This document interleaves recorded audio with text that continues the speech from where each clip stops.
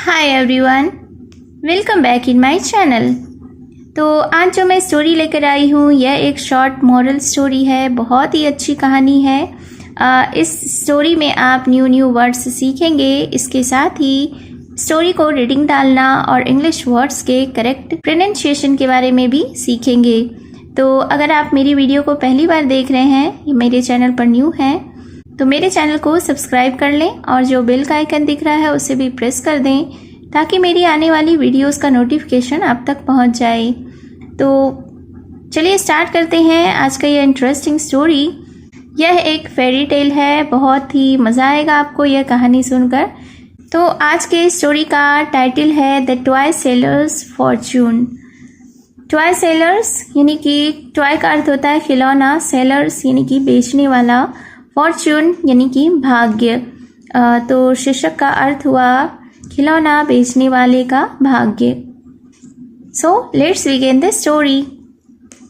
Once a toy seller used to go from one town to the other selling toys. Once यानी कि एक बार, town का अर्थ होता है शहर। तो एक बार एक टॉय सेलर यानी कि एक खिलौना बेचने वाला used to go from one town to the other, वह जाया करता था एक शहर से दूसरे शहर, to the other selling toys, खिलौना बेचने के लिए। तो इस सेंटेंस को एक बार फिर से देखते हैं कि एक बार एक खिलौना विक्रेता यानी खिलौना बेचने वाला एक शहर से दूसरे शहर खिलौना बेचने जाया करता था। One day, while he was selling toys, it became very hot.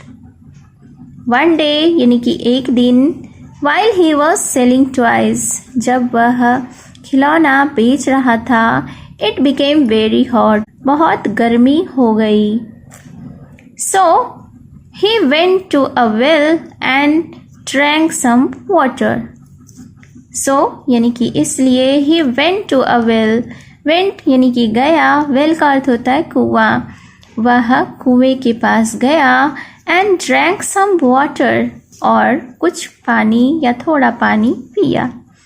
He was also very tired, so he thought of resting for some time. He was also very tired यानी कि वह बहुत थका भी था। So he thought of resting for some time. So इसलिए उसने सोचा कुछ समय आराम करने का। तो इस सेंटेंस के वोकैबुलरीज को देखते हैं। also यानी कि भी, very tired यानी बहुत थका हुआ, thought यानी सोचा, resting यानी आराम करने के लिए, some time यानी कुछ समय या थोड़ा समय। The toy seller lay down on the wall surrounding the well. Lay down यानी कि लेट गया। Surrounding का अर्थ होता है चारों तरफ। Wall यानी कि दीवार। तो फिर क्या हुआ? The toy seller lay down on the wall surrounding the well. यानी कि खिलौना बेचने वाला कुएं के चारों ओर की दीवार पर लेट गया। As he was very tired, he quickly fell asleep. Quickly का अर्थ होता है जल्दी, fell asleep यानी कि सो गया। तो फिर उसके बाद क्या हुआ? As he was very tired, क्योंकि वह बहुत थका हुआ था, he quickly fell asleep, वह जल्दी ही सो गया। But unknown to him, he was about to fall into the well.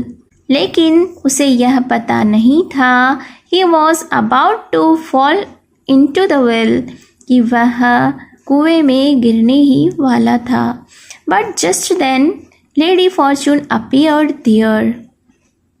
Lady Fortune का अर्थ होता है भाग्य लक्ष्मी, appeared यानी प्रकट होना, प्रकट हुई, there यानी वहाँ।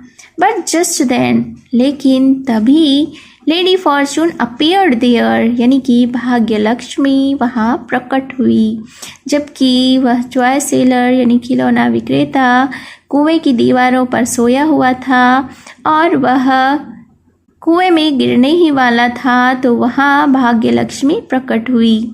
She woke the toy seller up from his sleep and said, If you fall into the well, people will blame me for not taking care of you. She woke the toy seller up.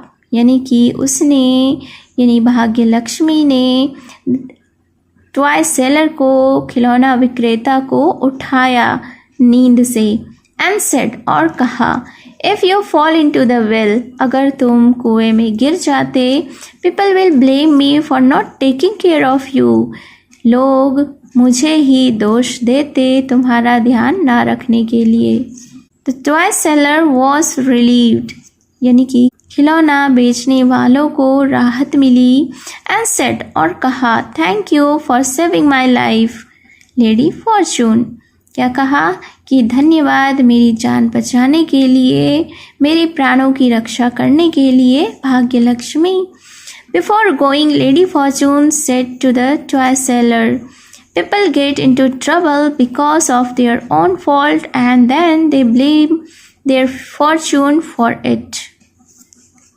Before का अर्थ होता है पहले, going, before going यानी जाने से पहले, said यानी कि कहा, ट्रबल का अर्थ होता है मुसीबत, बिकॉज यानी कि क्योंकि, ऑन फॉल्ट खुद की गलती, फॉर्चून यानी कि भाग्य. तो जाने के पहले भाग्य लक्ष्मी ने टॉय सेलर से कहा, खिलौना विक्रेता से कहा कि people get into trouble because of their own fault, यानी कि लोग मुसीबत में पड़ते हैं उनकी खुद की गलतियों के कारण. And then they blame their fortune for it, और फिर वे इस बात का दोष, इस चीज़ का दोष अपने भाग्य पर देते हैं. Moral of the story is everyone is master of his own fate. Everyone यानी प्रत्येक लोग, हर एक लोग, मास्टर यानी कि मालिक, ओन फेट यानी खुद का भाग्य.